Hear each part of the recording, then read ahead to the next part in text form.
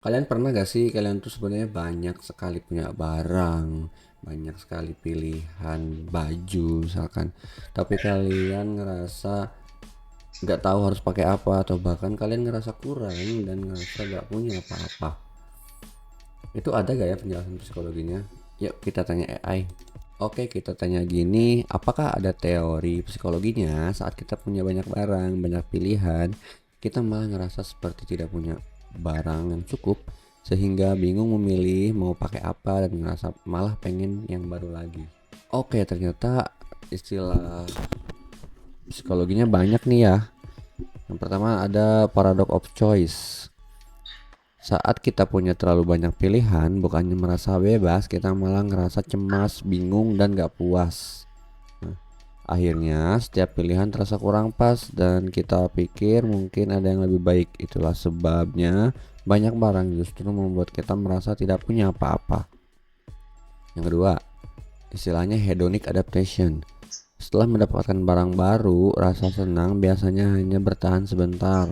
Otak kita cepat beradaptasi lalu menganggapnya biasa aja. Iya bener gak sih?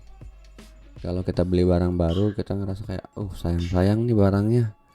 Terus lama-lama kayak udahlah ini barang gua, anggap biasa aja, udah hilang gitu rasanya. Biasanya kalau beli HP itu kayak gitu tuh, aku sih ya, tapi kalian nggak tahu sih, kalian gimana, gitu juga gak? Akibatnya kita cari barang baru lagi untuk mendapatkan rasa puas yang sama. Nah, aku kenal nih seseorang nih yang sering beli barang baru lagi untuk dapat puas. Ternyata itu ada namanya, yaitu hedonic adaptation. Yang ketiga, decisions decisions fatigue atau kelelahan dalam membuat keputusan.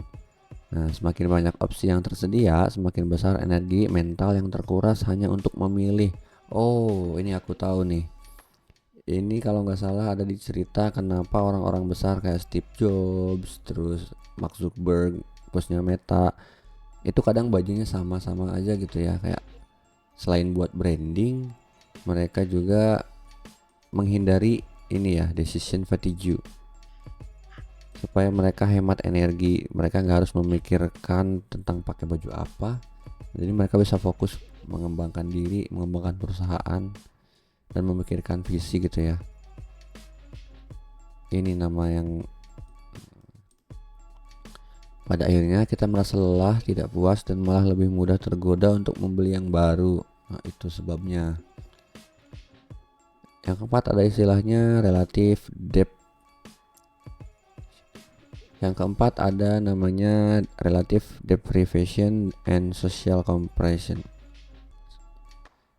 Yang keempat ada nih, yang keempat ada istilahnya relative deprivation and social comparison. Kadang kita merasa barang yang kita punya kurang cukup karena membandingkannya dengan orang lain, misalnya lewat media sosial. Jadi meskipun secara objektif sudah banyak, secara psikologis tetap terasa kurang. Nah ini guys, salah satu bahayanya media sosial, yaitu kita membanding-bandingkan diri kita dengan orang lain. Ini sebenarnya bahasannya bisa panjang, apa kita nanti bikin di satu video tersendiri ya? Kalau setuju komen di bawah ya. 5. Psychological ownership versus clutter effect. Nah, jika terlalu banyak barang, keterikatan emosional kita ke tiap barang jadi lemah. Barang-barang terasa tidak berarti, sehingga muncul ilusi bahwa kita punya sesuatu yang benar-benar bernilai. Sehingga muncul ilusi kita tidak punya sesuatu yang benar-benar bernilai. Oke, berarti ini karena barangnya banyak, kita nggak punya.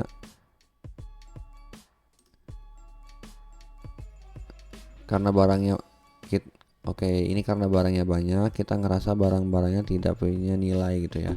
Ya, ini mungkin bakal fit in ke bahasan minimalism ya guys, sama frugal ya, frugal living.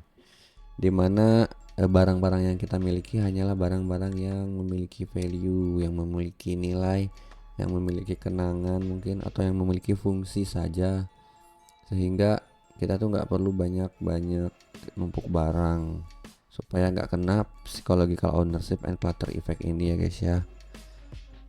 Apa kalian mau aku bahas tentang minimalism dan frugal living juga? Coba komen di bawah lagi. Nah, itulah beberapa istilah psikologinya ya guys ya. Sekarang coba kita tanya solusinya kayak gimana ya, karena ngapain gua bawa masalah doang ke sini kan? Kita tanya solusinya juga ya. Apa solusi untuk keadaan seperti ini? Oke, ini solusi dari ChatGPT guys. Nah, di sini solusi pertama ada kurangi jumlah pilihan atau decluttering atau minimalism. Nah, seperti yang aku singgung tadi ya, minimalism. Nah, prinsip less is more atau kurangi jumlah barang supaya opsi lebih terbatas akan membuat otak lebih ringan saat memilih. Misalnya pilih 10 pakaian favorit saja, sisanya simpan atau donasikan. 2. Buat sistem kategori atau rotasi. Simpan barang dalam kategori kecil, lalu rotasi penggunaannya. Contoh, minggu ini pakai 5 baju kerja A, minggu depan 5 baju kerja B. Jadi pilihan lebih simple. Oke, berarti instead of kalian campur semuanya 10 baju dalam lemari dan dimana kalian bisa pakainya ngacak gitu ya, kalian bagi 2 aja. Jadi ini udah siap untuk 2 minggu. Kalian gak harus mikir lagi pakai baju apa tiap harinya. Oke, jadi lebih simpel ya. 3. Practice gratitude atau rasa syukur terhadap barang yang ada. Latih diri untuk appreciate apa yang sudah dimiliki, misalnya dengan menuliskan 3 barang favorit dan alasan kenapa mereka penting. Nah, ini untuk melatih kita menyadari barang yang kita punya itu hanya yang bermakna saja. Jadi membantu melawan keinginan pengen yang baru lagi. Oke. Nomor 4, capsule wardrobe atau capsule collection. Konsep fashion yang isinya barang sedikit tapi serbaguna, mudah di mix and match. Bikin hidup lebih ringan karena semua opsi pasti cocok. Oke, berarti ini lebih ke sudah difilter ya guys. Jadi barang-barangnya emang benar-benar apa yang kita suka, kita nyaman gitu. Jadi nggak banyak di stok. Nomor 5, tetapkan aturan pembelian atau conscious consumption atau conscious consumption. Terapkan aturan one in one out. Setiap beli barang baru, satu barang lama harus keluar. Atau gunakan waiting rules. Kalau ingin beli sesuatu, tunggu 7-30 hari. Kalau masih kepikiran, baru beli. Oke. Ini adalah konsep yang sebenarnya bisa kita bahas sendiri-sendiri ya guys. Cukup panjang nih one in one out sama waiting rules ini. Siapa yang setuju buat kita bahas di konten tersendiri-sendiri? Oke, boleh komen di bawah. Lanjut ya. Nomor 6, kurangi decision fatigue dengan default choice. Buat keputusan default untuk situasi sehari-hari. Contohnya, punya outfit andalan untuk kerja, pakaian santai, pakaian formal, sehingga gak perlu mikir lama setiap harinya. Nah, itu guys. Seperti contoh Steve Jobs dan Mark Zuckerberg tadi ya. Nomor 7 adalah mindful shopping and mindful using.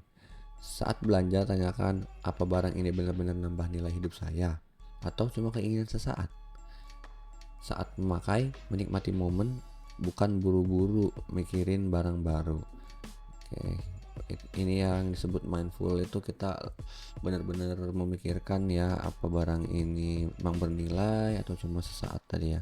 Nah, gimana guys, udah paham kan ya tentang kenapa kita bisa merasa gak punya apa-apa padahal banyak barang. Dan semoga solusi yang dikasih tadi bisa kalian praktekkan dan membuat kalian merasa lebih baik. Terima kasih sudah menonton, jangan lupa like and subscribe. Bye.